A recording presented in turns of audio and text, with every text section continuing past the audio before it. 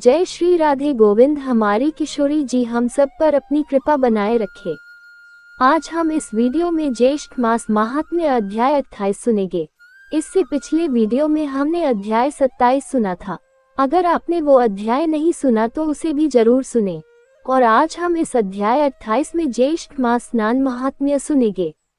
तो सबसे पहले हम सर्वप्रथम भगवान श्री गणपति जी, अपने इष्ट देव और अपने श्री सद्गुरुदेव भगवान के श्री चरणों में वंदन करते हैं और आज का अध्याय शुरू करते हैं।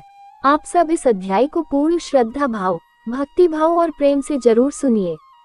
स्कंद जी बोले कि हे विप्रगण, प्रथम लोक प्रसिद्ध वृंदारक नाम का ब्राह्मण हुआ।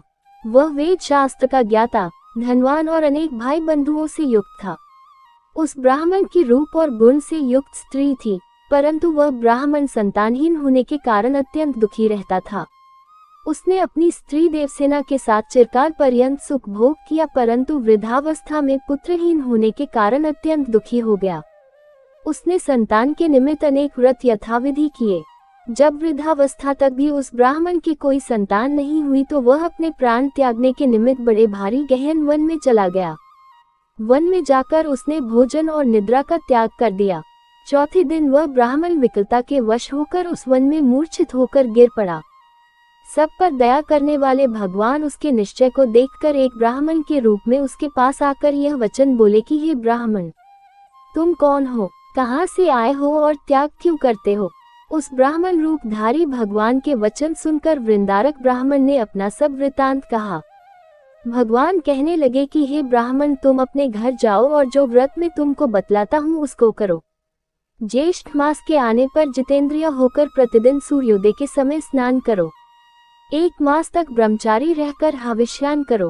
भोजन त्रिविक्रम भगवान का पूजन तथा दही और चावल का नैवेद्य अर्पण करो। वृक्षों तथा ब्राह्मणों के घर में जल दान करो। हे द्विज, इस उपाय के करने से अवश्य तुमको पुत्र प्राप्त होगा। ये कह ब्राह्मण रूपधारी भगवान अंतर्ध्यान हो गए। वृंदारक विष्णु रूप मानकर अपने घर उनके कथनानुसार अपनी स्त्री सहित व्रत करने को तत्पर हुआ और प्रतिदिन प्रातःकाल स्नान करने लगा। किसी समय देवयोग से शरावती नदी के तट पर उसने एक व्याघ्र को देखा। वृक्षों के झुंड में से वह अत्यंत भूखा व्याघ्र वृंदारक के समीप आया और उस व्याघ्र को आया देखकर वृंदारक ने जल पात्र को उसके ऊपर फेंक दिया और जल बिंदु के स्पर्श से वह व्याघ्र दिव्य देवधारी हो गया। उसी दोष से दूसरे जन्म में मैं व्याघ्र हुआ। आज उस दोष से युक्त मैं आपके दर्शन मात्र से मुक्त हो गया। हे भद्र, आप क्या पुण्य करते हैं, वह पुण्य कृपा करके मुझको दीजिए।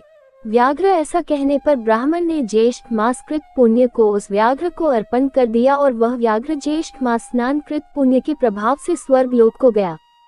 उसके पश्चात वंदारक ब्राह्मण ने फिर उस व्रत को किया और उस मास व्रत के प्रभाव से उसे महान तेजस्वी पुत्र उत्पन्न हुआ। उस पुत्र के होने पर वृंदारक ब्राह्मण ने उस अद्भुत ब्राह्मण विष्णु के वचनों को सत्य माना। स्कंद जी कहने लगे कि हे श्रेष्ठ ब्राह्मण, मैंने आपसे ज्येष्ठ मास स्नान व्रत का महात्म्य कहा। जिस मास स्नान के जल बिंदु मात्र के स्पर्श से यह परम हिंसक व्याघ्र मुक्त हो गया और वृंदारक ब्राह्मण को विष्णु सदृश और विष्णु भगवान का भक्त पुत्र उत्पन्न हुआ।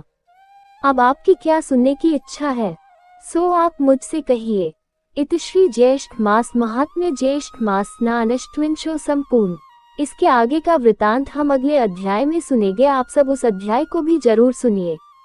तो आज का वीडियो यहीं तक, फिर मिलेंगे अगले वीडियो में। तब तक के लिए आप सभी को प्रेम भरी राधे राधे।